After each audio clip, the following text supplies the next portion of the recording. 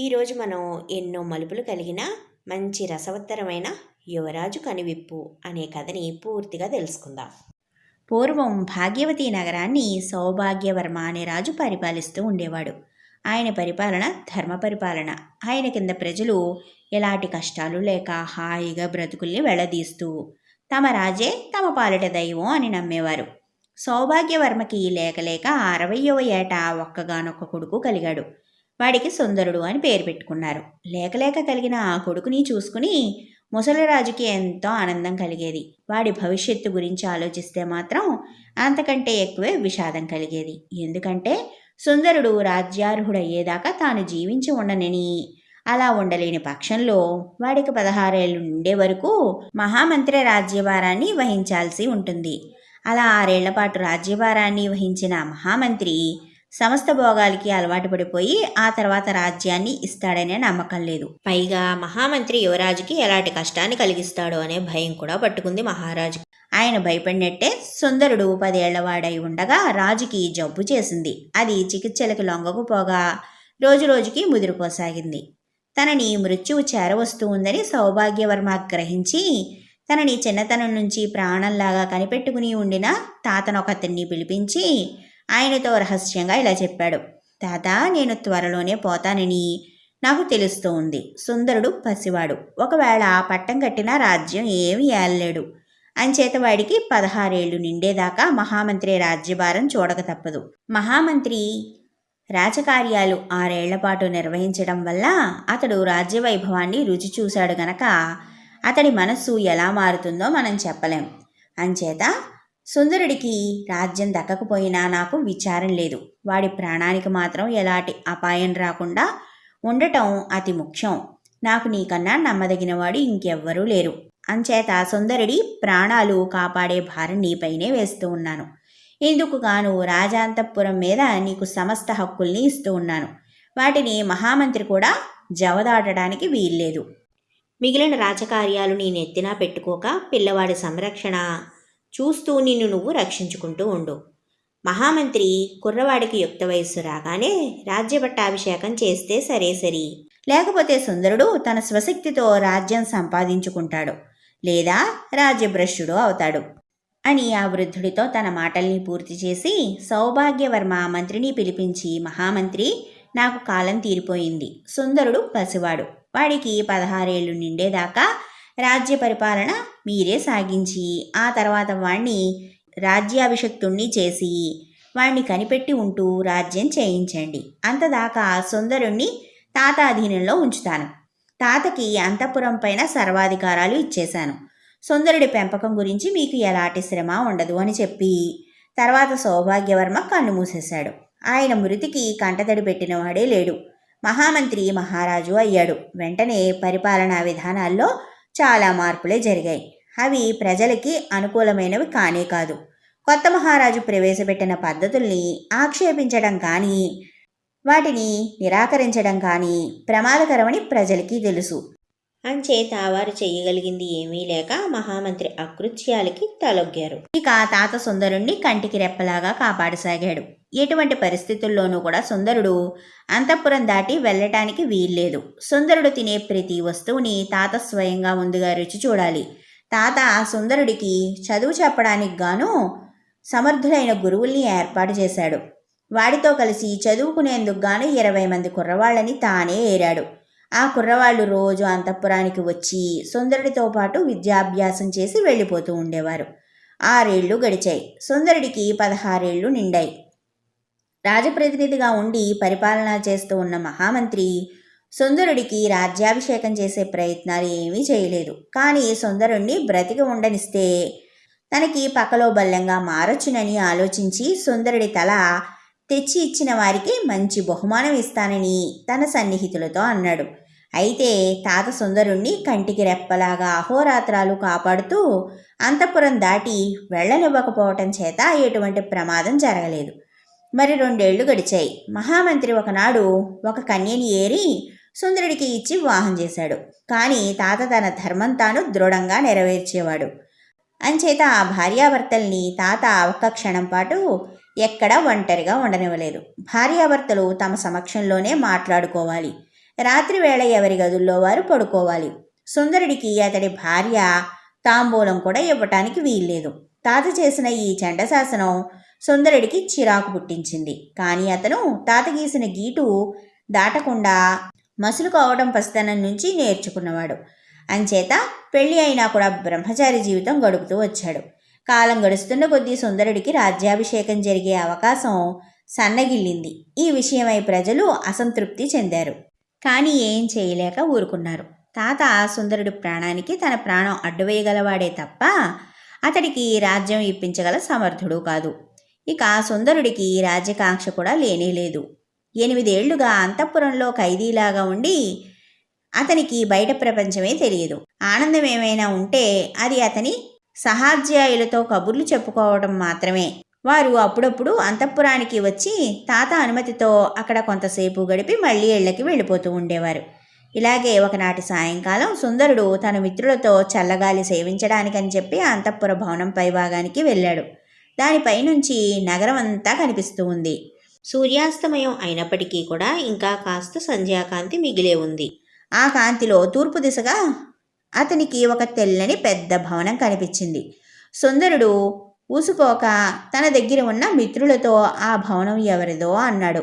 వెంటనే వాళ్ళు న్యాయంగా అది నీదే, కానీ మహామంత్రి నీకు రాజ్యాభిషేకం చెయ్యక తానే దాన్ని అనుభవిస్తూ ఉన్నాడు.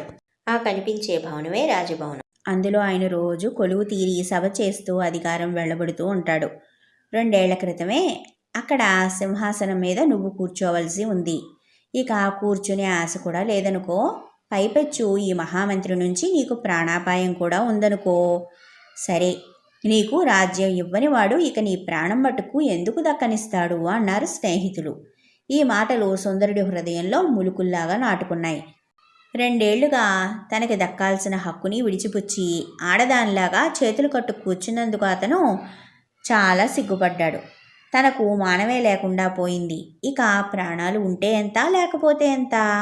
ఈ రాత్రి ఈ విషయం ఏదో తెలుసుకోవాలి అనుకుని ఆ రాత్రి చాలాసేపు స్నేహితులతో కబుర్లు చెప్పి తర్వాత తన మిత్రులు ఇళ్లకు బయలుదేరేటప్పుడు సుందరుడు వారితో, మీరందరూ రేపు ఉదయం ఇక్కడికి రండి, మనం గుర్రాల మీద 4 బజార్లు తిరిగి వద్దాం అన్నాడు.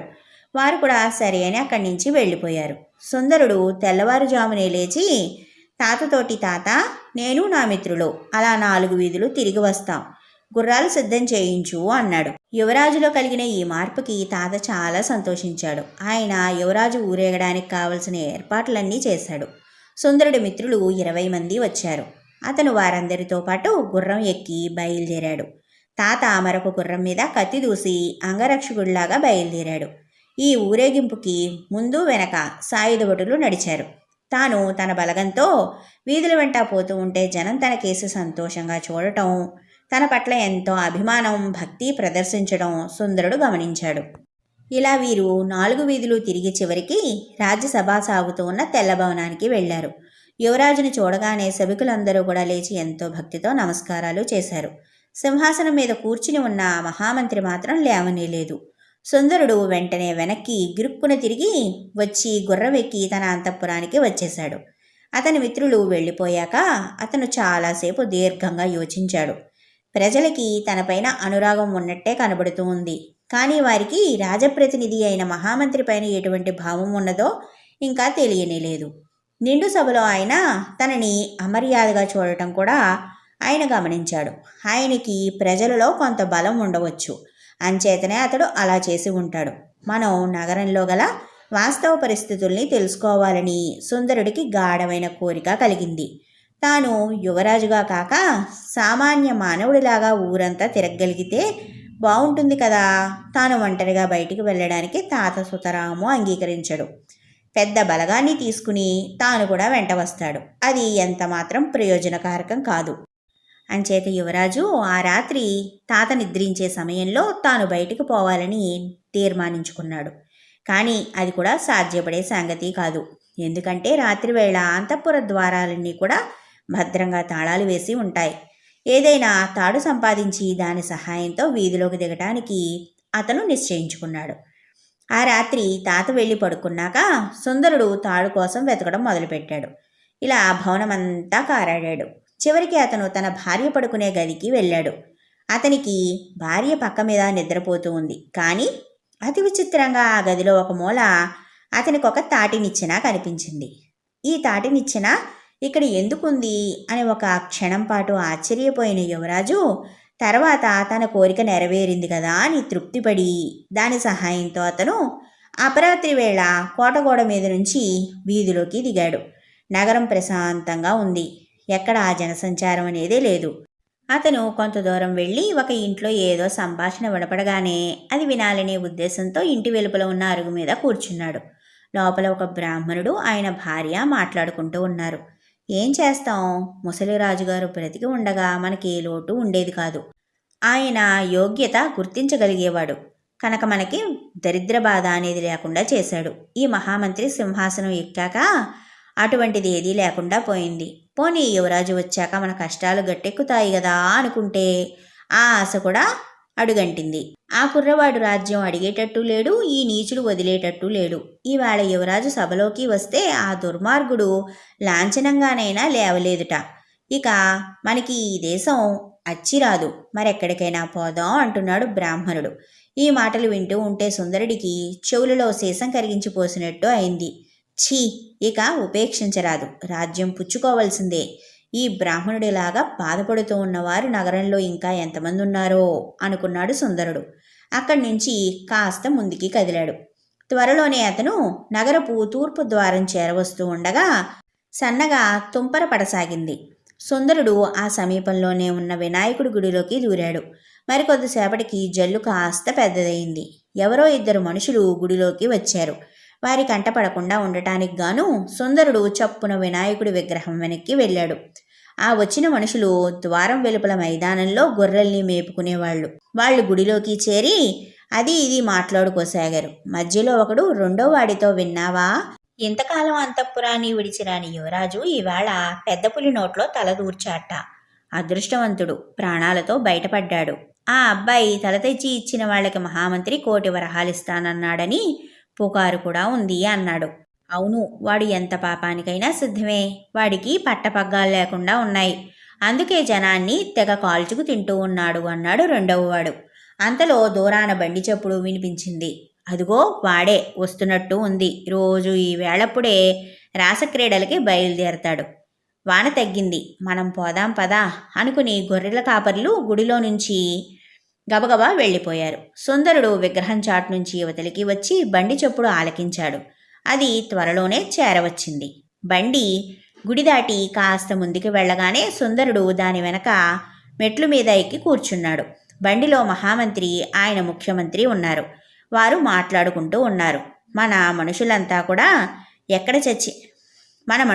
ఎక్కడ చచ్చినట్టు వాడు పట్టపగ్గాలు లేకుండా వీధులన్నీ తిరిగి వస్తే ఏ మూల నుంచి ఒక బాకు విసిరినా సరిపోయేది కదా, పని అయిపోయి ఉండేది. వాణ్ణి ప్రాణాలతో ఇంటికి పోనిచ్చారే అన్నాడు మహామంత్రి. ఆయన మాట్లాడుతూ ఉన్నది తనను గురించేనని సుందరుడికి అర్థమైంది. మహారాజా, యువరాజు బయటికి వస్తారని ముందుగా ఎవ్వరికీ తెలియదు. దానికి తగ్గట్టు అతని చుట్టూ మిత్రులు ఉన్నారు. అతని పక్కనే తాత ఉన్నాడు. ముందు వెనక భటులున్నారు. అదీగాక నాదొక మనవి, ఆ పిల్లవాడి ప్రాణాలు తీయవలసిన అవసరం మనకేముంది? 2 ఏళ్లుగా వాడు రాజ్యం అడగనే లేదు కదా, ఇక అడగబోడు. వాణ్ణి చంపటం వల్ల నష్టం బోలెడంతా ఉంది. ముసలిరాజుగారంటే ప్రజలకి దేవుడు. అటువంటి వాడి కొడుకుని హత్య చేశారు అంటే ప్రజలు రెచ్చిపోవచ్చు అని ముఖ్యమంత్రి విన్నవించుకున్నాడు. నీకు కొంచెం కూడా బుద్ధి లేదు. వాడు బ్రతికి ఉన్నంతకాలం ప్రజలు వాడిపైన ఆశల్ని పెట్టుకుని బ్రతుకుతూ ఉంటారు. వాడు పోయాడంటే కుక్కిన పేనుల్లాగా అయిపోతారు. వాడి తల తీసే భారం ఇక నీపైనే పెడుతూ ఉన్నాను. ఆ పని వెంటనే చెయ్యలేకపోయావో నీ తల తప్పక తీయిస్తాను అన్నాడు మహామంత్రి.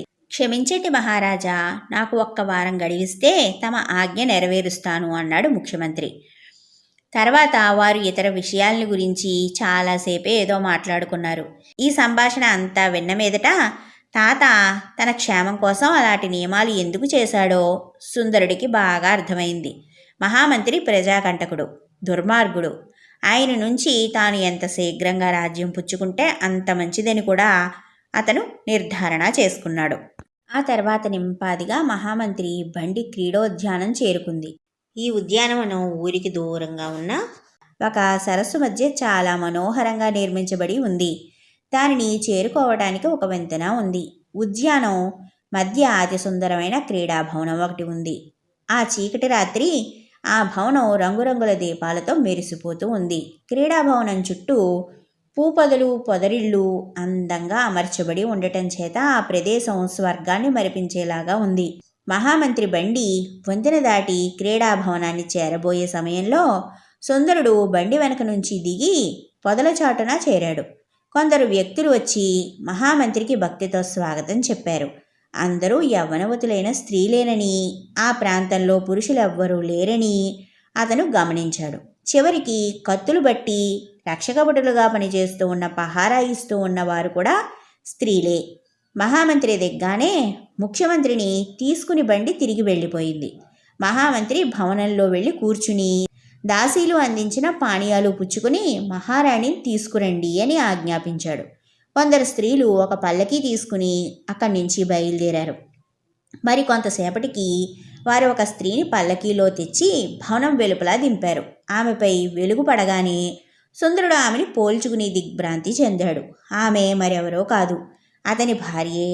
బండి దగ్గరికి వచ్చి మహామంత్రి ఆమె చెయ్యి పట్టుకుని లోపలికి తీసుకుపోయాడు. వాళ్ళు లోపల ఏం మాట్లాడుకుంటున్నారో వినాలని సుందరుడికి ప్రబలమైన కోరిక కలిగింది. సమీపంలో పహారా స్త్రీలెవరూ లేకపోవటం చూసి అతను భవనానికి దగ్గరగా ఉన్న ఒక పూపొదలో చేరి అక్కడ ఉన్న కిటికీలో నుంచి లోపలికి తొంగి చూశాడు. మహామంత్రి మాయావి అయిన తన భార్య ఇద్దరూ కూడా ఒకే సోఫా పైన కూర్చుని మాట్లాడుకుంటూ ఉన్నారు. మీ మనుషులంతా ఏం చేస్తూ ఉన్నారు? ఈవేళ ఉదయం ఆ సుందరుడు నిర్భయంగా ఊరంతా తిరిగి వస్తే ప్రాణాలతో ఎందుకు వదిలినట్టు అని ఆమె ప్రశ్నిస్తూ ఉంది. ఆ ముసలి తాత పులిలాగా కనిపెట్టుకుని ఉండకపోతే అతనికి ఏనాడో విషం పెట్టి ఉండేదాన్ని. ప్రతిరోజు తాటినిచ్చిన ఎక్కి దిగి రాలేక చాలా అవస్థలో పడుతూ ఉన్నాను. ఈరోజు ఆ తాటినిచ్చెనని నాకంటే ముందు ఎవరో వాడినట్టు ఉంది. నాకు ఈ అగచాట్లు ఇంకెంతకాలం? అంది సుందరుడి భార్య. ఇంకొక వారం ఆగు, మన సమస్యలన్నీ తీరిపోతాయి అంటూ మహామంత్రి లేచాడు. ఆమె కూడా లేచింది. వాళ్ళిద్దరూ లోపల గదిలోకి వెళ్ళిపోయారు. ఓరి దుర్మార్గుడా, ఇలాంటి భార్యనా నాకు కట్టబెట్టావు. తాత నిజంగా దూరాలోచన కలిగినవాడు. నన్ను నా భార్యని వేరు చేసి ఉంచాడని చాలా చిరాకు పడ్డం ఎంత పొరపాటు అనుకుంటూ సుందరుడు ఏదో ఆలోచిస్తూ పొరపాటున లేచి నిలబడ్డాడు. అలా నిలబడ్డంతోటే లోపల దీపాల వెలుగు సుందరుడి ముఖాన పడింది. ఎవరు వారు అని కంగున ఒక స్త్రీ కంఠం ప్రశ్నించింది. పట్టుకోండి, చంపండి అని వేరువేరు ప్రాంతాల నుంచి ఆడగొంతులు అరిచాయి. ఈ కేకలతో సుందరుడు తన ఆలోచనలన్నీ కట్టిపెట్టి కాలిసత్తువు కొద్దీ వంతెనకేసి పరిగెత్తసాగాడు. కొందరు స్త్రీలు అతన్ని తరుముకొచ్చారు. వారి చేతుల్లో దూసిన కత్తులు ఉన్నాయి. అయితే అదృష్టవశాత్తు సుందరుడు వారికి అందకుండా వంతెన దాటగలిగాడు. ఇంకా అతనికి క్రీడోద్యానం వైపు నుంచి కేకలు వినవస్తూనే ఉన్నాయి. వాళ్ళు తనని ఇంత సులువుగా చెయ్యి దాటిపోనివ్వరని. అంచేత సుందరుడు దాక్కునే చోటు కోసం చూస్తూ నగరంలో పరిగెత్తాడు. నగరద్వారానికి కొద్ది దూరంలో ఒక సత్రం ఉంది. ఒకప్పుడు అది అన్న సత్రం. ముసలిరాజుగారి కాలంలో అక్కడ అడిగిన వారికి లేదనకుండా అన్నదానం చేసేవారు. మహామంత్రి పరిపాలన వచ్చిన తర్వాత ఇప్పుడు అటువంటి ఏర్పాట్లన్నీ నిలిచిపోయాయి.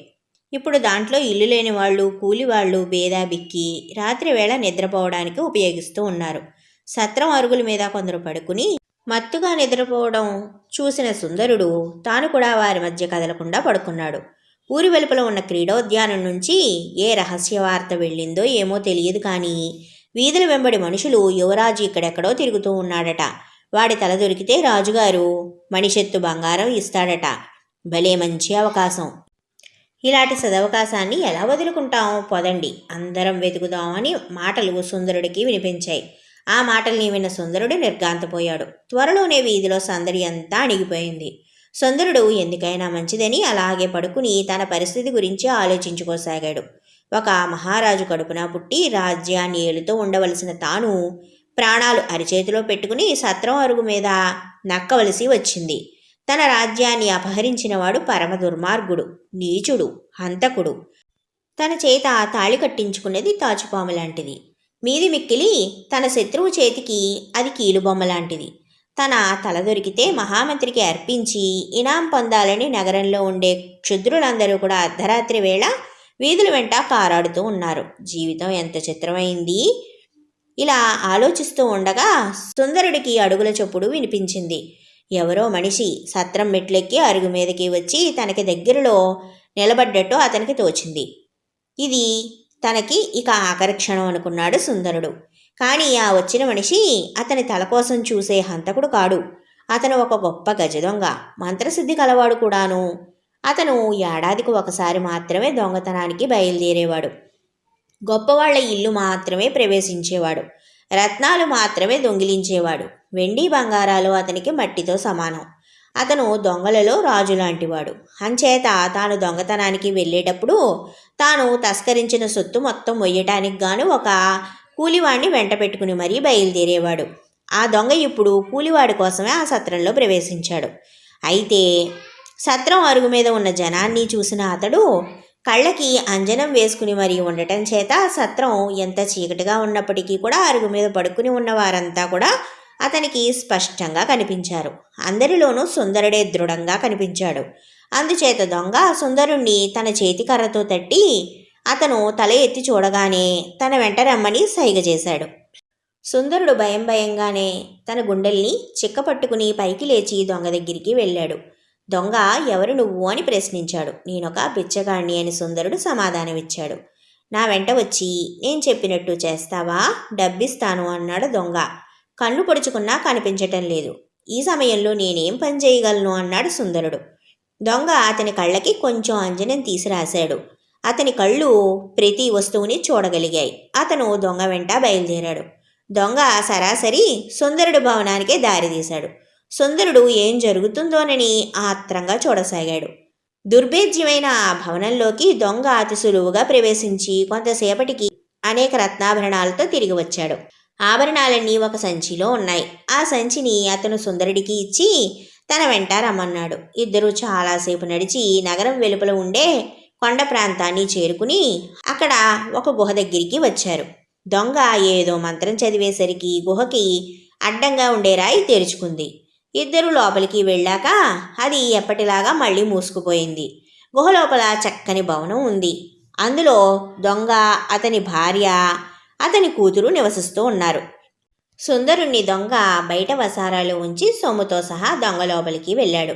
ఈవేళ నాకు దొరికిన కూలివాడు కుర్రవాడు, చాలా అందంగా ఉన్నాడు. వాణ్ణి చూడగానే మన అమ్మాయికి మంచి జోడవుతాడని అనిపించింది నాకు అని దొంగ తన భార్యతో అన్నాడు. ఎంత అందంగా ఉంటే మాత్రం కూలివాడికి అమ్మాయిని ఎలా ఇస్తాం? అందరినీ చంపినట్టే వాణ్ణి కూడా చంపేయండి. అమ్మాయికి సంబంధమే దొరకపోతుందా అన్నది అతని భార్య. తన తల్లిదండ్రులు అనుకునే ఈ మాటలు విని దొంగ కూతురు వసారాలోకి చల్లగా వచ్చి సుందరుణ్ణి చూసింది. వెంటనే ఆమెకి అతనిపై ప్రేమ, జాలి పుట్టుకొచ్చాయి. ఆమె చప్పున అతని చెయ్యి పట్టుకుని గుహద్వారం వద్దకి లాక్కుపోతూ వెంటనే వెళ్ళిపో, లేకపోతే నీ ప్రాణాలు నీకు దక్కవు సుమా అంది. ఆమె అతనికి మంత్రం చెప్పింది. ఆ మంత్రం చదవగానే గుహ తెరుచుకుంది. సుందరుడు బయటికి వచ్చి నగరం కేసి పరిగెత్తాడు. తన ప్రాణాలు కాపాడిన దొంగ కుమార్తె చాలా అందగత్తె. ఆమె అందాన్ని చూసి నివ్వెరపోయాడు సుందరుడు. ఆమె తనపై చూపిన అభిమానాన్ని అతను మరవలేకపోయాడు. చాలా దూరం పరిగెత్తి అలసిపోయి ఉండటం వల్ల సుందరుడు ఎక్కడైనా చతికిలబడి కాస్త విశ్రాంతి పుచ్చుకుందాము అనుకున్నాడు. అతను ఒక ఇంటి ముందున్న అరుగు మీద కూర్చున్నాడు. ఆ ఇంటిలో నుంచి అతనికి సందడి వినవచ్చింది. తెల్లవారడానికి ఇంకా కొంత వ్యవధి ఉంది. ఈ వేళప్పుడు ఈ ఇంట్లో ఏం తంతు జరుగుతూ ఉంటుంది అని సుందరుడు ఆశ్చర్యపడ్డాడు. అతను అలా ఆలోచిస్తూ ఉండగా కొందరు బ్రాహ్మణులు సమిధలు, ఒక కుండలో నెయ్యి, ఇతర పరికరాలు పట్టుకుని ఆ ఇంటికి వచ్చారు. సుందరుడు వారిని పలకరించి, అయ్యలారా ఏమిటి విశేషం అని అడిగాడు. ఈ ఇల్లు సోమయాజి గారిది. మన రాకుమారుడికి ఈ తెల్లవారుజామున సర్పగండం ఉందని సిద్ధాంతులందరూ గణించి చెప్పారు. సోమయాజి గారు సర్పయాగం చేసి రాకుమారుడికి ఆపద తప్పిస్తూ ఉన్నారు.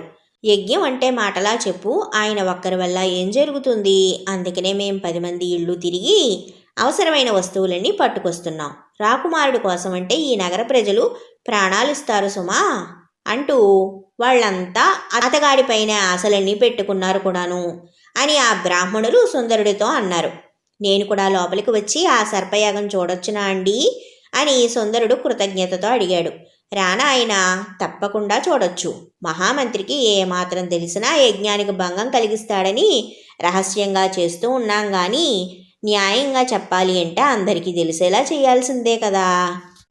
అసలు ఈ విషయం నగరమంతా ఆహ్వానించి చెప్పవలసిన విషయం కదా అన్నారు బ్రాహ్మణులు. ఒక్కొక్క సంగతే వింటూ ఉన్న కొద్దీ సుందరుడికి తన బాధ్యత మరింత బాగా తెలిసి వస్తూ ఉంది. క్షణక్షణానికి తన భారం పెరుగుతూ ఉంది. తాను ఎంతకాలం ఈ బాధ్యతని ఉపేక్షించినందుకు గాను నొచ్చుకుంటూ అతను బ్రాహ్మణుల వెంట లోపలికి వెళ్ళి ఒక మూలగా కూర్చున్నాడు.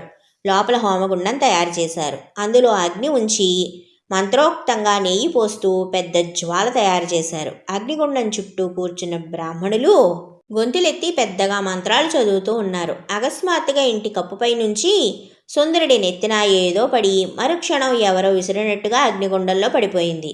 అది ఒక పెద్ద తాచుపాము.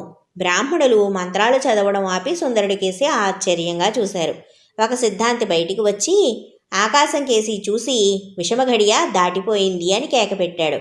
బ్రాహ్మణులు సుందరుణ్ణి సమీపించి, నాయనా దాచక చెప్పు, నీవేనా మా రాకుమారుడివి అని అందరూ అడిగేసరికి సుందరుడు వారి పాదాలకి నమస్కారం చేసి, నేను యువరాజునై మీకు చిన్న మెత్తు ఉపకారం చెయ్యకపోయినా మీకు నా మీద వాత్సల్యంతో నాకు రాబోయే ఆపద ముందే గ్రహించి నా ప్రాణాలు కాపాడారు. మీరు నాకు తండ్రులు, నేను మీ కుమారుణ్ణి. మీరేది ఆజ్ఞాపిస్తే అది చెయ్యడమే నా తక్షణ కర్తవ్యం. అది చెయ్యడానికి నేను సిద్ధంగా ఉన్నాను అన్నాడు. శీఘ్రమేవ రాజ్యప్రాప్తిరస్తు అని బ్రాహ్మణులందరూ ఏకకంఠంగా రాకుమారుణ్ణి వేనోళ్ల దీవించారు. అప్పటికే తూర్పు తెల్లవారుతూ ఉంది. తాత లేచి సుందరుడు ఎక్కడా కనపడకపోయేసరికి ఏదో జరిగిందని గాబరా పడిపోతూ ఉన్నాడు. దీనికి తగ్గట్టుగానే దొంగలు ఇల్లు కొల్లగొట్టినట్టు తెలుస్తూనే ఉంది. మహామంత్రి ఏదో దొండగం చేసి ఉంటాడని, తాను ఎంతకాలం రాకుమారుణ్ణి కాపాడడానికి చేసిన ప్రయత్నాలంతా కూడా బూడిదలో పోసిన పన్నీరు అయిపోయాయని, యువరాజు ఇక మళ్ళీ తనకి ప్రాణాలతో కనిపించడని ఆ ముసలివాడు హడలిపోతూ ఉన్నాడు. ఆ సమయంలో సుందరుడు ఇంటికి తిరిగి వచ్చాడు. తాతకి ప్రాణాలు లేచి వచ్చినట్టు అయ్యింది.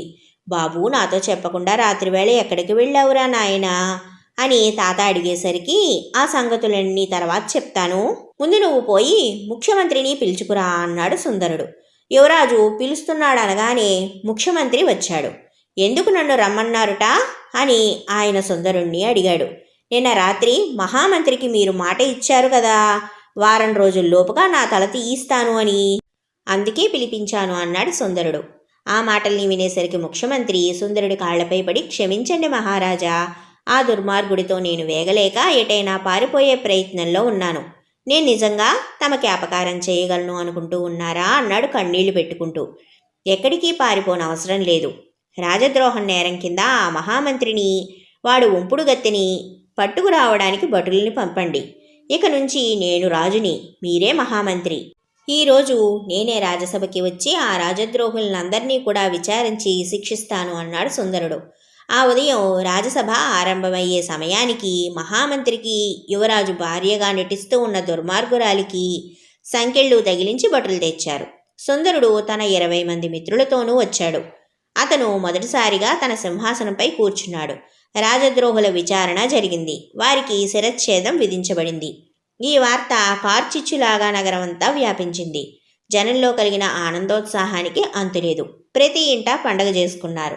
ఆ రోజే కొంత సైన్యాన్ని వెంటబెట్టుకుని సుందరుడు గజదొంగ ఉండే గుహకు వెళ్ళి మంత్రం తెలిసి ఉండటం చేత సులువుగా లోపల ప్రవేశించగలిగాడు. ఈ వార్త ఆనోటా మొత్తానికి గజదొంగ కూడా తెలిసింది. ఇక యువరాజు తన దగ్గరికే వచ్చాడు కాబట్టి తనకి మరణదండన తప్పదు అనుకున్నాడు. కానీ సుందరుడు అతన్ని ఏమీ చేయలేదు. నువ్వు దొంగతనం చేసిన సొమ్ము తీసుకుపోయి ప్రజలకు పంచటానికి, నీ కుమార్తెను నాకిచ్చి పెళ్లి చెయ్యమని అడగటానికి వచ్చాను. గడిచిన రాత్రి నీకు కూలీగా పనిచేసింది నేనే. మీ అమ్మాయి నా పట్ల చూపిన ఆదరాన్ని నేను మరవలేను అన్నాడు సుందరుడు.